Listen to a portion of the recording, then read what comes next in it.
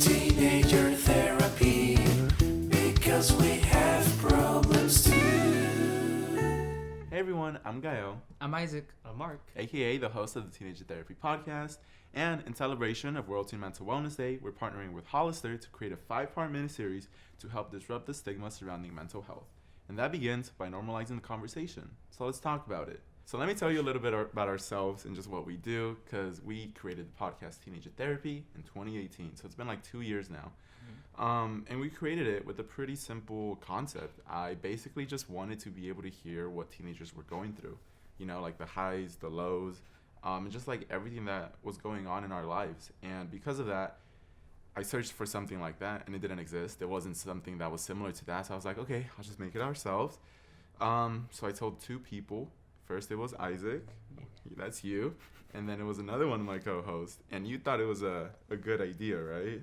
Yeah, we were just in the car, and he really told me how he would create this outlet where we could just talk about our feelings, and I thought it was such a great idea.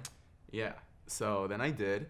And basically now it's just like, I guess teenager therapy could be described as a coming-of-age story told in real time. It's a culmination of mistakes and growth and a reminder that you're not alone.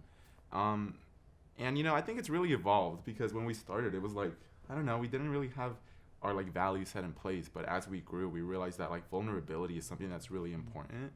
And we realized that just by being vulnerable, we were doing another thing, which was disrupting the stigma and helping, you know, remove the stigma surrounding mental health and those types of conversations. So Isaac, you think we've done a good job of that? How do you feel about it? I definitely think we have, because we've been really vulnerable with each other. You know, usually in friend groups, you might hold back your emotions and not say certain things to save the friendship, but we really go at it.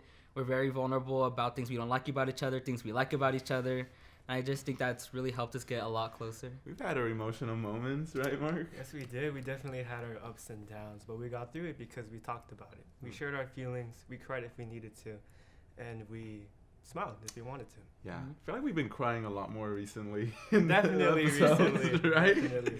I feel like once a month there's at least 2 episodes where we cry. But that's not a bad thing, because I think the danger of a stigma is that, you know, if you don't talk about it and people don't talk about these mental health issues they have and just the struggles that they go through, then whenever a teenager or someone younger or even older goes through the same thing, they're going to start to think, you know, I've never heard anyone talk about this. Is this even something that you can get through? And I think it's important that we remind people that, yes, it is something you can get through, and it is something that is possible to, you know, to reach the end of the tunnel and like just surpass it. And I think mental health is obviously something that we all struggle with, and we all have our highs and we all have our lows. And a world without stigma would be so much better, because it would give us the hope that you can get over it and you can, you know, overcome it. I think we've had our fair share of just mental health issues, and we've had our fair share of problems, but I think the fact that we talk about it and our listeners like tell us that they've gone through the same things, I think that's really reassuring, right? Yeah, all the messages we get, the stories they tell us, how much they can relate to us, I really think that just makes us feel really reassured that what we're doing is the right thing. Right. Do you get messages, Mark? Yes, I do. Actually, you know, I talk about my stuff, my things I'm going through in the podcast. Mm-hmm. And then there's other people that relate to me. And then it really helps me know that I'm not alone. Right. I think it's so weird, because you get a message and it's someone telling you like a huge problem they have in their life, something that's so personal, and it's kind of like, you kind of get taken back of it, because you're like, whoa, you're like trusting me with this? Like, out of anyone you could have gone to, you like came to me.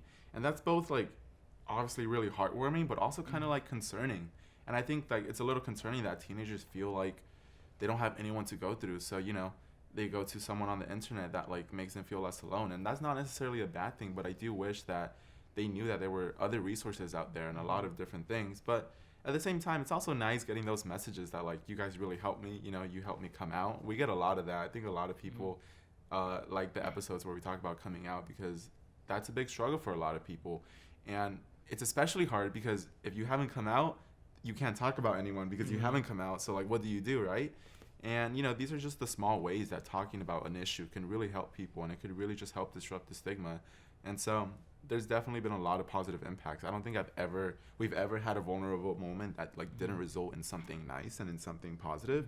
So overall, I think disrupting the stigma is is a pretty good thing, right? Yeah. Thank you for listening, everyone. These conversations matter because it is on all of us to disrupt the stigma. Keep the movement going and normalize talking to friends and family and educating yourself and others when referring to mental health. Yep.